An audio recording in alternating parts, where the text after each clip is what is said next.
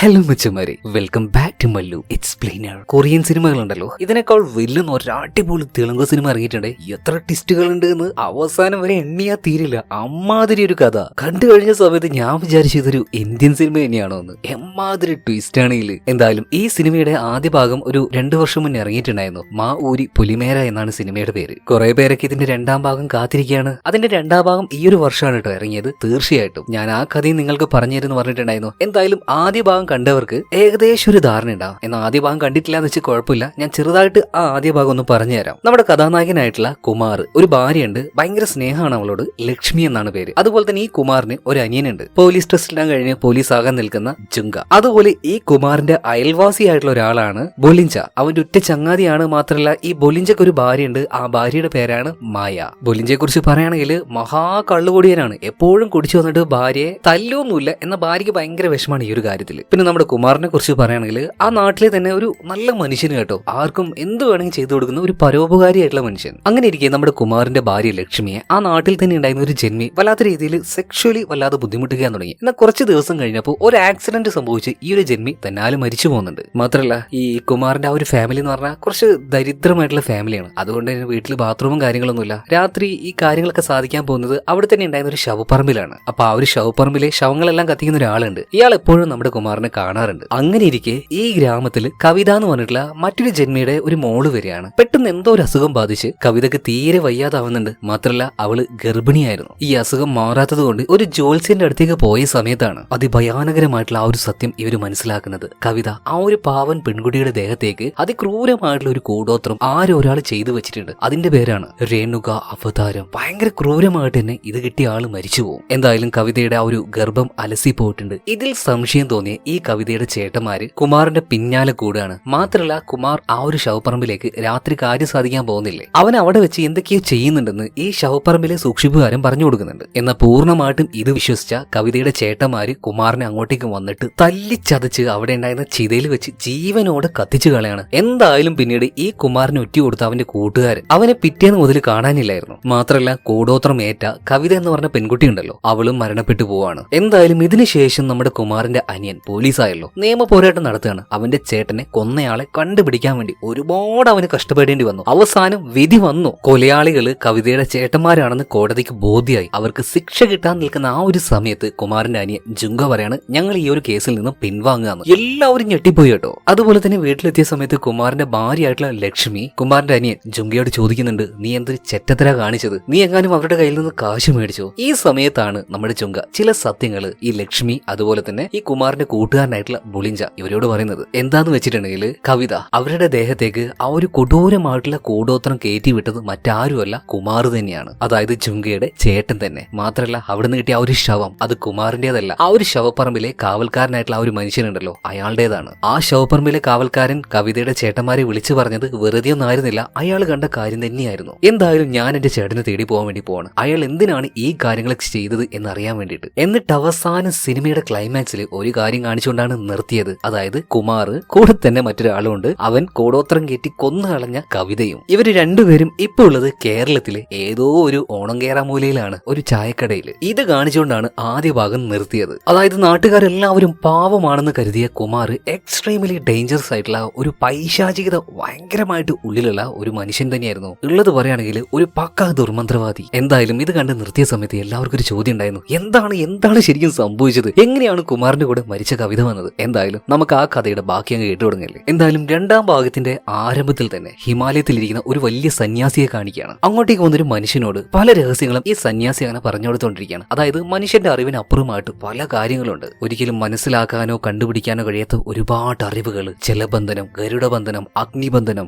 നാഗബന്ധനം, അങ്ങനെയുള്ള പല കാര്യങ്ങൾ. ഇതേ സമയത്ത് ഈ സന്യാസിയുടെ പിറകിൽ നിന്നും ഒരു വിളി കേൾക്കുന്നുണ്ട്. അയാൾ ചോദിക്കുകയാണ്, സന്യാസി ഈ നാഗബന്ധനം എങ്ങനെയാണ് പൊട്ടിച്ചു കളയുക? പക്ഷെ ആ ചോദിച്ചത് ആരാണ് ഇവിടെ കാണിക്കുന്നില്ല. ഇതിനുശേഷം നേരെ കേരളത്തിലേക്ക് പോകണം. അവിടെയാണല്ലോ കുമാർ തട്ടിക്കൊണ്ടുവന്ന കവിതയുള്ളത്. കവിതയെ വെറുതെ ഒന്നുമല്ല കുമാർ തട്ടിക്കൊണ്ടുവന്നത്. ചെറുപ്പത്തിൽ സ്കൂളിൽ പഠിക്കുന്ന സമയത്ത് കുമാറിന് ഒരുപാട് ഇഷ്ടമായിരുന്നു ഈ ഒരു കവിതയെ. മാത്രമല്ല ഇവര് കുടുംബക്കാരും കാര്യങ്ങളൊക്കെ കണ്ടപ്പോ കവിത പച്ചക്ക് തന്നെ കുമാറിനെ തള്ളി പറഞ്ഞിട്ടുണ്ടായിരുന്നു. കുമാറിനാണെങ്കിൽ പൊതിരെ തല്ലും കിട്ടി. അപ്പൊ ആ ഒരു പകയെല്ലാം വീട്ടാൻ വേണ്ടിയിട്ട് തന്നെയാണ് കുമാർ ഇപ്പൊ കവിതയും കൂട്ടി ഇങ്ങോട്ടേക്ക് വന്നിരിക്കുന്നത്. എന്തായാലും ജോലി ചെയ്യുന്നത് ഒരു ചായക്കടയിലാണല്ലോ. ഇപ്പൊ അങ്ങോട്ടേക്ക് വരുന്ന പാൽക്കാരൻ പുതിയ ഏതോ ഒരു പശുവിനെ മേടിച്ചിരുന്നോ, അതിന്റെ പേര് ലക്ഷ്മി എന്നാണൊക്കെ പറയുമ്പോൾ കുമാറിന് അവന്റെ ഭാര്യയായിട്ടുള്ള ലക്ഷ്മിയെ തന്നെ ചേട്ടൻ ഓർമ്മ വരികയാണ്. അടുത്ത സീനില് കുമാറിന്റെ ഭാര്യയായിട്ടുള്ള ലക്ഷ്മിയെ കാണിക്കുകയാണ്. പാവൻ ലക്ഷ്മിയുടെ കൂടെ ഭർത്താവായിട്ടുള്ള കുമാറും ഇല്ല, അതുപോലെ തന്നെ ഭർത്താവിന് അനിയനായിട്ടുള്ള ജുങ്ക അവനുമില്ല. ഈ കുമാറിനെ തേടി പോയതാണ്. ഒരൊറ്റ മകനും ഉണ്ട്. എന്നാൽ ആ ഒരു മകനുമായിട്ട് വളരെ ബുദ്ധിമുട്ടിയിട്ടാണ് ലക്ഷ്മി ജീവിക്കുന്നത്. അതുപോലെ തന്നെ അയൽവാസിയായിട്ടുള്ള ബൊലിഞ്ച ഇപ്പോഴും അവിടെ തന്നെ ഉണ്ട് കേട്ടോ. എന്നാൽ ബൊലിഞ്ചയുടെ ഭാര്യ ഇപ്പൊ അവന്റെ കൂടെ ഇല്ല. മാത്രമല്ല എപ്പോഴും കള്ളുടിച്ചുകൊണ്ടിരിക്കുന്ന ബൊലിഞ്ച ഇപ്പൊ മാറിയിട്ടുണ്ട്.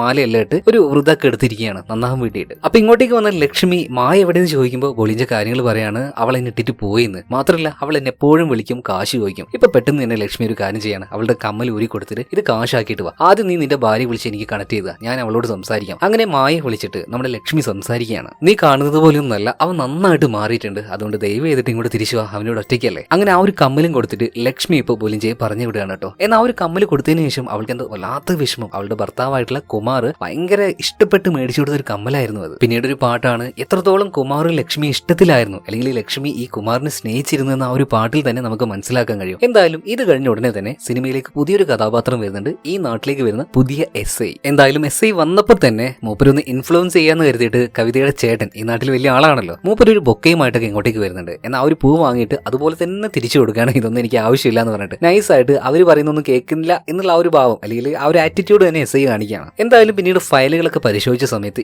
SI ആദ്യം ചോദിക്കുന്നത് ഇവിടെ തന്നെ ഉണ്ടായിരുന്ന കോൺസ്റ്റബിൾ ജുങ്ക അവൻ എവിടെ പോയി എന്നാണ്. അതായത് ഇത്രയും ദിവസം ജോലി ചെയ്ത ഒരാൾ പെട്ടെന്ന് പോകുമ്പോൾ എന്തായാലും SI വന്ന് അന്വേഷിക്കുമല്ലോ. എന്നാൽ അവിടെ ഉണ്ടായിരുന്ന കോൺസ്റ്റബിൾസ് പറയാണ് അത് പിന്നെ അവന്റെ ചേട്ടൻ കുമാർ പെട്ടെന്ന് മരിച്ചുപോയി, അതുപോലെ തന്നെ വലിയ കേസും കാര്യങ്ങളൊക്കെ ആയിട്ടുണ്ടായിരുന്നു. എന്നാൽ അവസാന ഘട്ടത്തിൽ അവൻ ആ ഒരു കേസിൽ നിന്ന് പിന്മാറി, പിന്നെ അവനെ കാണാനുമില്ല. എന്ത് സംഭവിച്ചെന്നും ആർക്കും അറിയില്ല. PSI പറയാണ് എന്ത് സംഭവിച്ചെന്ന് അറിയാനാ, ജുങ്ക കേസിൽ നിന്ന് പിന്മാറിയപ്പോൾ നല്ല കാശ് കിട്ടിയിട്ടുണ്ടാവും, അതുമായിട്ട് ഈ നാട് വിട്ടതാണ്. എന്നാൽ എല്ലാ കോൺസ്റ്റബിളും പോയി കഴിഞ്ഞപ്പോൾ ഒരു കുറച്ച് പ്രായമായിട്ടുള്ള ഒരാൾ മാത്രം അവിടെ നിന്നിട്ട് ഈ SIയോട് സംസാരിക്കുകയാണ്. സാറേ അങ്ങനെയല്ല കാര്യങ്ങൾ, ഞാൻ കണ്ടതിൽ ജോലിയോട് ആത്മാർത്ഥതയുള്ള ഇത്രയും നല്ലൊരു പയ്യനെ ഞാൻ കണ്ടിട്ടില്ല. മാത്രമല്ല ഈ ജുങ്ക ഒരുപാട് അവന്റെ ചേട്ടനെ ഇഷ്ടപ്പെട്ടിട്ടുണ്ടായിരുന്നു. ഒരിക്കലും ഇതുപോലെ കാശ് മേടിച്ച് നാട് വിടുന്ന ഒരുത്തനല്ല ഈ ജുങ്ക, ആ കാര്യത്തിൽ എനിക്ക് ഉറപ്പാണ്. മാത്രമല്ല സാറേ കാണാതായിരിക്കുന്ന ഒരു പോലീസുകാരനാണ്, അതെങ്കിലും നമ്മൾ ഓർക്കണ്ടേ. ഇങ്ങനെ ഈ ഒരു വയസ്സായിട്ടുള്ള കോൺസ്റ്റബിൾ പറഞ്ഞതുകൊണ്ട് തന്നെ SI കൺവിൻസ് ആവുകയാണ്. എന്തായാലും ആദ്യത്തെ കേസ് അത് തന്നെ ആവട്ടെ എന്ന് കരുതിയിട്ട് ജുങ്കയുടെ ഫയൽ ഇപ്പോൾ SI പരിശോധിച്ചു കൊടുക്കുമ്പോൾ ഒരു വയസ്സായിട്ടുള്ള ഒരു ഭാര്യയും ഭർത്താവും കൂടെ അങ്ങോട്ടേക്ക് വരികയാണ്. ഇവരുടെ മകൾ കാണാതായി, സിമ്രാൻ എന്നാണ് പേര്. ഇതിപ്പോ ആ ഒരു കോൺസ്റ്റബിളിനോട് സംസാരിക്കുമ്പോൾ ഈ കോൺസ്റ്റബിൾ ചോദിക്കുന്നത് അല്ല നിങ്ങൾ ഹൈദരാബാദ് അല്ലേ, ഇവിടെ വന്നിട്ട് എന്തിനാ കംപ്ലൈന്റ് കൊടുക്കുന്നത്, ഈ കാര്യങ്ങളൊക്കെ സംസാരിക്കുമ്പോൾ ഇതിങ്ങനെ നമ്മുടെ SI കേൾക്കുന്നുണ്ട്. എന്നാൽ മൂപ്പര് അതിലേക്ക് വലിയ ചെവിയൊന്നും കൊടുക്കാതെ ജുങ്കയുടെ ആ ഒരു ഫയൽ തന്നെ പരിശോധിച്ചുകൊണ്ടിരിക്കുകയാണ്. ഇതിനുശേഷം നേരെ ജുങ്കയുടെ വീട്ടിലേക്ക്, അതായത് കുമാറിന്റെയും ലക്ഷ്മിയുടെയും വീട്ടിലേക്ക് പോകുന്ന കരുതിയിട്ട് ഒരു കോൺസ്റ്റബിളിനെയും കൂട്ടി നേരെ അങ്ങോട്ടേക്ക് എത്തുകയാണ്. അവരവിടെ എത്തിയ സമയത്ത് ഈ ലക്ഷ്മി ഉണ്ടല്ലോ അവിടെ തന്നെ ഉണ്ടായിരുന്ന റെയിൽവേ സ്റ്റേഷനിലെ സ്റ്റേഷൻ മാസ്റ്റർ കുറച്ച് വയസ്സായിട്ടുള്ള ആളാണ്, ഇയാളുമായിട്ട് അങ്ങനെ സംസാരിച്ചുകൊണ്ടിരിക്കുകയായിരുന്നു. എന്തായാലും SIയും ഈ കോൺസ്റ്റബിളും വന്ന സമയത്ത് ഈ സ്റ്റേഷൻ മാസ്റ്റർ ഇവിടുന്ന് പോകുന്നുണ്ട്. ഓരോ കാര്യങ്ങളും നിങ്ങൾ ഓർത്തു വെക്കണം കേട്ടോ, കാരണം ക്ലൈമാക്സിൽ ഓരോന്നിങ്ങനെ കണക്ട് ആയിട്ട് വരും, ഉറപ്പാണ് നിങ്ങൾ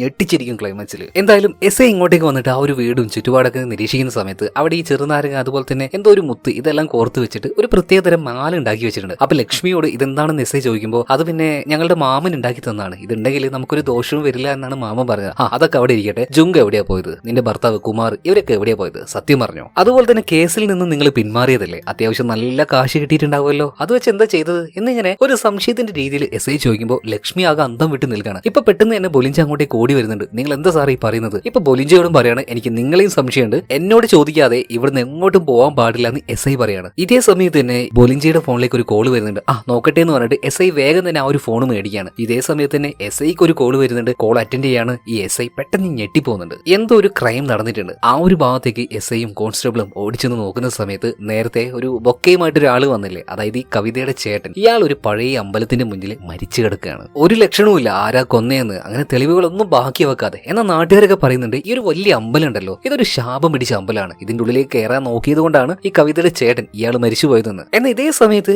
എന്തെന്നറിയില്ല ഈ SIക്ക് എന്തോ ഒരു തോന്നല്, ഇയാൾ ഓടി ചെല്ലുകയാണ് സ്റ്റേഷനിലേക്ക്. രാവിലെ വയസ്സായിട്ടുള്ള ഒരു അച്ഛനും അമ്മയും വന്നില്ലേ, ഇവരൊരു കേസ് മിസ്സിംഗ് കേസ് ഇവിടെ റിപ്പോർട്ട് ചെയ്തില്ലേ, സിമ്രാൻ എന്ന് പേരുള്ള ഒരു പെൺകുട്ടി, ആ ഒരു ഫയൽ എന്തോ ഒരു സംശയത്തോട് കൂടിയിട്ട് ഈ SI അങ്ങനെ നോക്കി നിൽക്കുകയാണ്. അടുത്ത സീനിൽ ശബരിമലയിലേക്ക് പോയിക്കൊണ്ടിരിക്കുന്ന ബൊലിഞ്ചയെ കാണിക്കുകയാണ്. അങ്ങനെ ആ ഒരു പോകുന്ന വഴിയിൽ നമ്മുടെ ബൊലിഞ്ച ഒരു ചായ കുടിക്കുമ്പോൾ കുമാറിനെ അവിടെ വെച്ച് നേരിട്ട് കാണുന്നുണ്ട്. എന്നാൽ കുമാറിനെ കുറിച്ച് എല്ലാ രഹസ്യങ്ങളും ജുങ്ക ഈ ബൊലിഞ്ചയോട് പറഞ്ഞ്, അതുകൊണ്ട് തന്നെ ബൊലിഞ്ചയ്ക്ക് ഭയങ്കര പേടിയാണ് നേരിട്ട് എന്ന് അവനോട് സംസാരിക്കാനായിട്ട്. എന്തായാലും ഈ കുമാർ എന്താ ചെയ്യുന്നത് ഇതറിയാൻ വേണ്ടിയിട്ട് കുമാർ അറിയാതെ തന്നെ ബൊലിഞ്ച ഇവന്റെ പിന്നാലെ കൂടുന്നുണ്ട്. അങ്ങനെ ഇപ്പൊ രാത്രിയായിട്ടുണ്ട്. ഇപ്പൊ ബൊലിഞ്ച നോക്കുമ്പോൾ കുമാറിനെ കാണാനില്ല. ചെറുതായിട്ടൊന്ന് വിശ്രമിക്കാൻ വേണ്ടി ഒരു കടയുടെ അരികിൽ ഇരുന്നിട്ട് ചായ കുടിച്ചുകൊണ്ടിരിക്കുമ്പോൾ പെട്ടെന്നൊരു ശബ്ദം കേൾക്കുകയാണ്, നാട്ടിലെ എല്ലാവർക്കും സുഖമല്ലേ എന്ന്. ആകെ വിറച്ചു പോയ ബൊലിഞ്ച നോക്കുമ്പോൾ അവിടെ കുമാറുണ്ട്. അപ്പൊ ഈ കുമാറിന് മനസ്സിലായിട്ടുണ്ട് ബൊലിഞ്ച ഫോളോ ചെയ്തു വരുന്ന ആ ഒരു കാര്യം. മാത്രമല്ല ബൊലിഞ്ച ചോദിക്കുന്നുണ്ട് നീ എന്തിനാണ് ഇത്രയും ക്രൂരമായിട്ടുള്ള ഈ കാര്യങ്ങളൊക്കെ ചെയ്യുന്നത്, എന്തിനു വേണ്ടിയിട്ടാണെന്നൊക്കെ ചോദിക്കുന്നുണ്ട്. പക്ഷെ കുമാർ തുറിച്ചവന് ഇങ്ങനെ നോക്കുകയല്ലാതെ ഇതിനുള്ള ഉത്തരവൊന്നും പറയുന്നില്ല. ഇവിടെ വെച്ച് ഒരു ഫ്ലാഷ് ബാക്ക് കാണിക്കുന്നുണ്ട്. അതായത് കുമാറിന്റെ മകൻ സ്കൂളിൽ പഠിച്ചുകൊണ്ടിരിക്കുമ്പോൾ ഈ കവിതയുടെ ചേട്ടൻ അങ്ങോട്ടേക്ക് വന്നിട്ട് കുമാറിന്റെ മകനെ വലിച്ചിട്ട് പുറത്തേക്ക് ഇടുകയാണ്. ഈ കുടുംബത്തിലെ ഒരാൾക്ക് പോലും ഇവിടെ വിദ്യാഭ്യാസം ഇല്ല,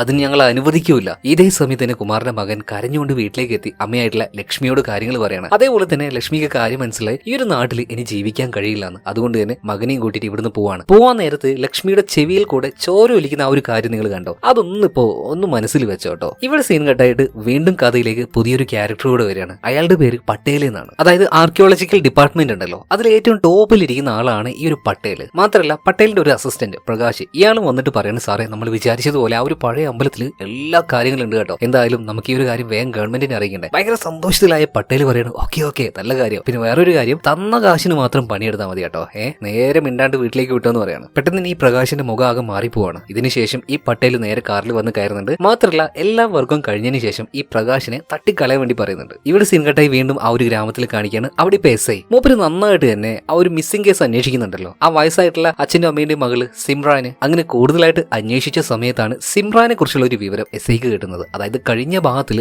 ബസ് ഭയങ്കര മോഡേൺ ആയിട്ടുള്ള ഒരു പെൺകുട്ടി ഓട്ടോ സ്റ്റാൻഡിലേക്ക് വന്നില്ലേ, കുമാർ ഒരു ഓട്ടം കിട്ടാൻ വേണ്ടി അവരുടെ അടുത്തേക്ക് ചെല്ലുന്ന സമയത്ത് ഈ ഒരു ലേഡിയെ കൂട്ടാൻ വേണ്ടിയിട്ട് എന്താ പറയാ ഒരു കാറ് വന്നില്ലേ, അതായത് ജന്മിയുടെ മകളാണെന്ന് പറഞ്ഞിട്ട് ആ പെണ്ണാണ് ഇവിടെ വെച്ച് മിസ്സായിരിക്കുന്നത്. അതായത് ഹൈദരാബാദിൽ നിന്നും ഇവിടെ വെച്ച് കംപ്ലൈന്റ് കൊടുത്തതിന് കാരണം എന്താണ്, ഇവിടെ വെച്ചാണ് ആ ഒരു വയസ്സായ ആൾക്കാരുടെ മകൾ മിസ്സായിട്ടുള്ളത്. മാത്രമല്ല ആ ഒരു ജന്മി പറഞ്ഞതുപോലെ അയാളുടെ മകളൊന്നും ആയിരുന്നില്ല. അറിയാലോ, ഒരു സ്ത്രീ വിഷയത്തിൽ നല്ല താല്പര്യമുള്ള ആളായിരുന്നു അയാൾ, അതുകൊണ്ട് അതിനുവേണ്ടി കൊണ്ടുവന്നൊരു പെണ്ണായിരുന്നു. അതുപോലെ തന്നെ ഈ ജന്മി ഒരു ആക്സിഡന്റിൽ മരിച്ചതിന് ശേഷം എന്തോ വലിയ ഭയത്തില് ആ ഒരു പെൺകുട്ടി അന്ന് രാത്രി തന്നെ, അതായത് സിമ്രാൻ ഇവിടെ നിന്ന് നാട് വിടാൻ നോക്കിയിട്ടുണ്ടായിരുന്നു. എന്നാൽ അവസാനമായിട്ട് ഈ സിമ്രാൻ ചെന്ന് കയറിയത് നമ്മുടെ കുമാറിന്റെ ഓട്ടോറിക്ഷയിലായിരുന്നു. ഈ ഒരു കാര്യം കണ്ട മറ്റൊരു ഓട്ടോക്കാരൻ എസ് ഐയോട് ഈ വിവരങ്ങൾ മുഴുവൻ പറയുന്നുണ്ട്. ഇവിടെ സീൻ കട്ടായി വീണ്ടും കേരളത്തിൽ കാണിക്കാണ്. ശബരിമലയിൽ തന്നെയാണല്ലോ കുമാറും കൂട്ടുകാരനായിട്ടുള്ള ബൊളിഞ്ചി ഉള്ളത്. അവന് വേറെ വഴിയൊന്നുമില്ല, കുമാർ എങ്ങോട്ടാണ് പോകുന്നത് അവന്റെ പിന്നാലെ തന്നെ പോവുകയാണ്. കാട്ടിലൂടെ കൊടും കാട്ടിലൂടെ ഓരോരോ സന്യാസിമാരുണ്ട്, അഘോരികൾ എന്നൊക്കെ പറയാം. ഇവരോട് വഴി ചോദിച്ച് ഉൾക്കാട്ടിലേക്ക് എത്തുകയാണ്. അവിടെ തന്നെ അതിശക്തനായിട്ടുള്ള ഒരു ദുർമന്ത്രവാദിയെ ഈ കുമാർ കാണുകയാണ്. ഇയാളോട് ചില കാര്യങ്ങൾ ചോദിക്കുന്നുണ്ട്. എന്നിട്ട് ഇയാൾ വഴി അവിടെ വെച്ച് പല പൂജകളും ചെയ്യാണ്. മാത്രമല്ല ഈ ഒരു ദുർമന്ത്രവാദി പറഞ്ഞു കൊടുക്കുന്ന പല മന്ത്രങ്ങളും കുമാർ അങ്ങനെ ചൊല്ലുന്നുണ്ട്. ഈ കാര്യമെല്ലാം കണ്ട്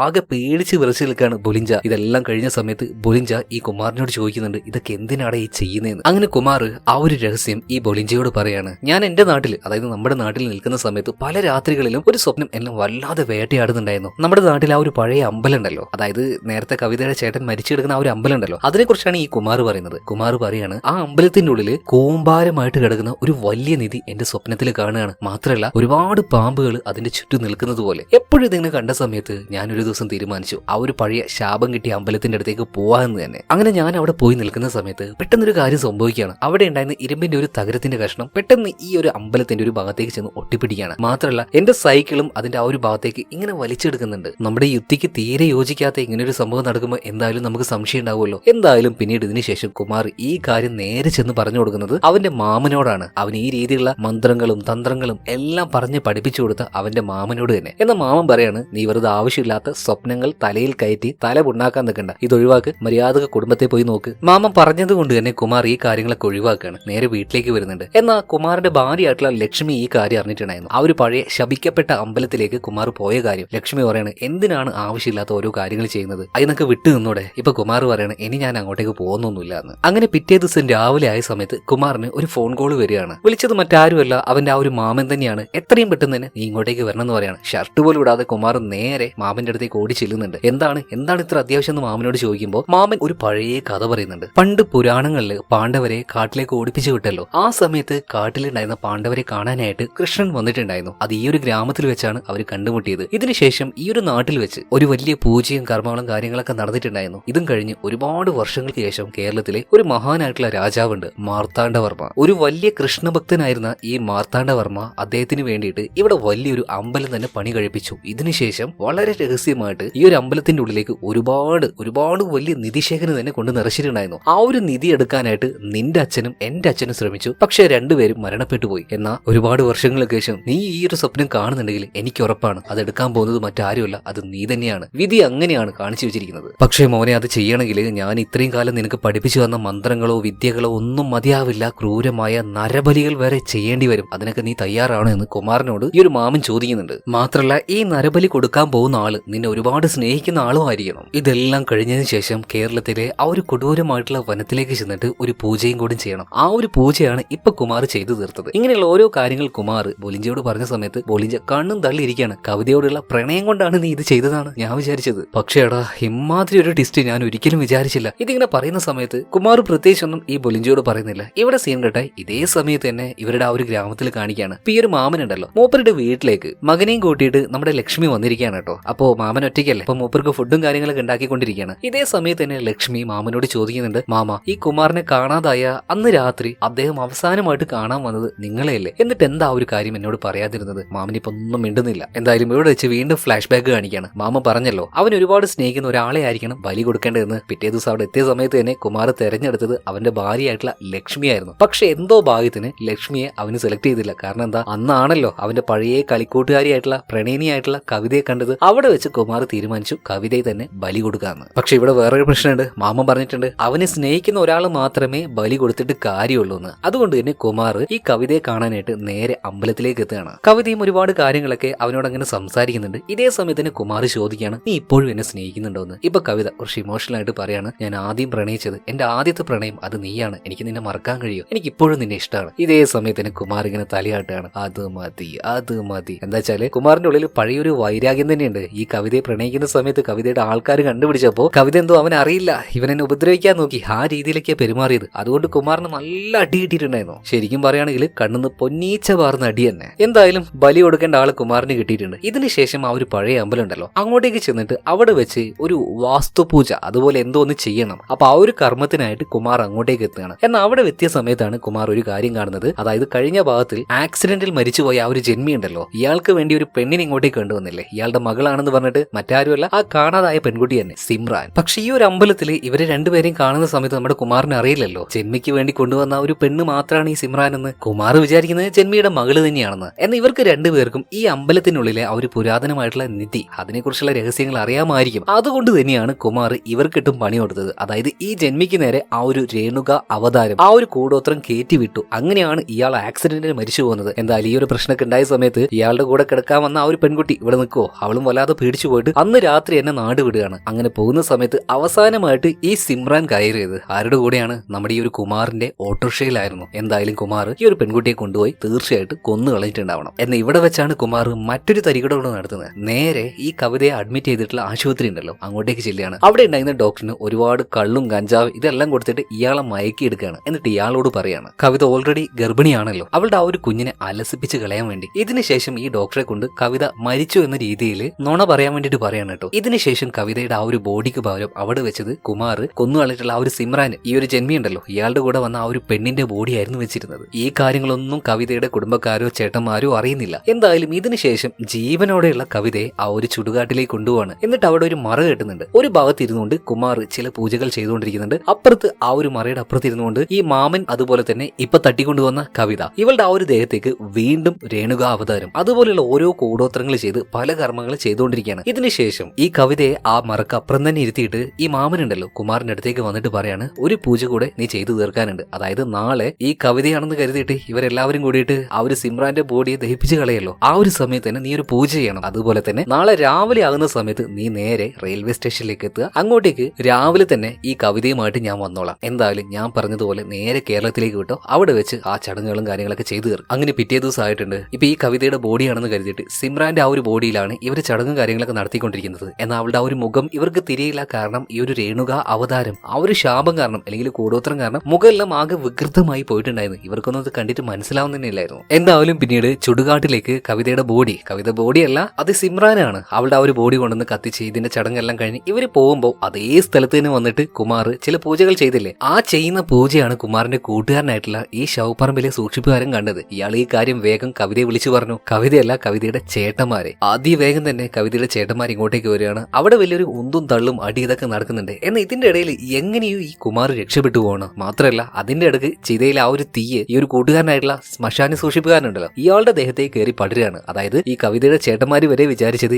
ഈ തീ പിടിച്ച് കരഞ്ഞുകൊണ്ടിരിക്കുന്നത് കുമാറാണെന്നാണ്. ഈ ഒരു ഭാഗങ്ങളെല്ലാം കഴിഞ്ഞ ഭാഗത്തിൽ നല്ല വിശദമായിട്ട് തന്നെ പറയുന്നുണ്ട് കേട്ടോ. എന്തായാലും ഈ ഒരു സംഭവത്തിൽ നിന്ന് രക്ഷപ്പെട്ട കുമാർ നേരെ റെയിൽവേ സ്റ്റേഷനിലേക്ക് എത്തുകയാണ്. പിറ്റേ ദിവസം രാവിലെ ആയ സമയത്ത് അവന്റെ മാമൻ അങ്ങോട്ടേക്ക് എത്തുന്നുണ്ട്. അവന്റെ കയ്യിലേക്ക് ഒരു ചരട് കെട്ടി കൊടുക്കുന്നുണ്ട്. എന്നിട്ട് പറയാണ്, ഞാൻ പറഞ്ഞ ആ ഒരു അവസാന ചടങ്ങ് അത് കഴിയുന്നത് വരെ ഈ ഒരു ചരട് നിന്റെ കയ്യിൽ നിന്നും അഴിക്കാൻ പാടില്ല. ഇത് വീണ്ടും പറഞ്ഞ് ചെരടിപ്പോ ഈ കുമാറിന്റെ കയ്യിൽ മാമൻ കെട്ടിക്കൊടുക്കാണ്. ഇത് കെട്ടിയതിനു ശേഷമാണ് ഇങ്ങോട്ടേക്ക് കവിതയെ കൊണ്ടുവരുന്നത്. എന്നാൽ കവിതയ്ക്ക് ഒരു ബുദ്ധിയും ബോധമൊന്നുമില്ല. അവൾ വിചാരിക്കുന്നത് അവളുടെ ഭർത്താവ് ഈ കുമാറാണെന്നാണ്. അതുകൊണ്ട് തന്നെ മാമൻ പറഞ്ഞതുപോലെ ഈ കുമാർ കവിതയും കൂട്ടി നേരെ കേരളത്തിലേക്ക് പോവാണ്. എന്നിട്ട് അവിടെ ചെറിയൊരു വീട് എടുക്കുന്നുണ്ട്. അവര് കുടുംബമായിട്ട് ഫാമിലി ആയിട്ട് തന്നെ കുറച്ച് നാൾ അവിടെ ജീവിക്കുകയാണ്. അപ്പൊ ഇവരിങ്ങനെ ഫാമിലി ആയിട്ട് ജീവിക്കുന്നുണ്ടല്ലോ. ഈ ഒരു കാര്യമാണ് ഈ സിനിമയുടെ ആദ്യ ഭാഗത്തിൽ ഏറ്റവും അവസാനം ഒരു ടൈലന്റ് പോലെ ക്ലൈമാക്സിൽ ഒരു ഇത്തിരി നേരം കാണിച്ചത്. ഓക്കെ, അപ്പൊ കാര്യങ്ങൾ മനസ്സിലായില്ലേ? കവിതയുമായിട്ട് കുമാർ എങ്ങനെയാണ് കേരളത്തിലേക്ക് എത്തിയതെന്നും ഇവിടെ ചെറിയ ചെറിയ ജോലികൾ ചെയ്യുന്ന എന്തിനാണെന്നും അതിന്റെ ആ ഒരു ദുരുദ്ദേശങ്ങളും, അതായത് കവിതയെ ബലി കൊടുക്കാൻ വേണ്ടി തന്നെ, ആ ഒരു നിധി കിട്ടാൻ വേണ്ടിയിട്ട്. എന്തായാലും ഇവിടെ വെച്ച് വീണ്ടും മറ്റൊരു ഫ്ലാഷ് ബാക്ക് കാണിക്കാണ്. അതായത് ആ ഒരു പട്ടേല്, ഇയാളുടെ ഒരു സ്റ്റാഫ്, ലേഡി സ്റ്റാഫ് ആണ്, എന്തോ ഒരു ഇമ്പോർട്ടന്റ് കാര്യം പറയാനുണ്ടെന്ന് പറഞ്ഞിട്ട് ഈ പട്ടേലിനെ ഇങ്ങോട്ടേക്ക് വിളിപ്പിക്കുകയാണ്. അതായത് ഈ ലേഡി ഒരു പ്രൊജക്ടറൊക്കെ വെച്ചിട്ട് ഒരു കാര്യം കാണിച്ചു കൊടുക്കുകയാണ്. അതായത് നമ്മുടെ തിരുവനന്തപുരത്തുള്ള ആ ഒരു പത്മനാഭസ്വാമി ക്ഷേത്രം ഉണ്ടല്ലോ, അവിടെ വെച്ച് കണ്ടുപിടിച്ച ആ ഒരു വലിയ ട്രഷർ, ഇതിനെക്കുറിച്ചാണ് ഈ പട്ടേലിന് പറഞ്ഞു കൊടുത്തോണ്ടിരിക്കുന്നത്. മാത്രമല്ല ആ ഒരു ക്ഷേത്രത്തിന് ചുറ്റുമായിട്ട് ഒരു പ്രത്യേകതരം ലോകത്ത് എവിടെയും കാണാത്ത ഒരു പാമ്പും ഉണ്ട്. അതുപോലെ തന്നെ വ്യത്യസ്തമായിട്ടുള്ള ഒരു ചെടിയും ഉണ്ട്. ഇതേ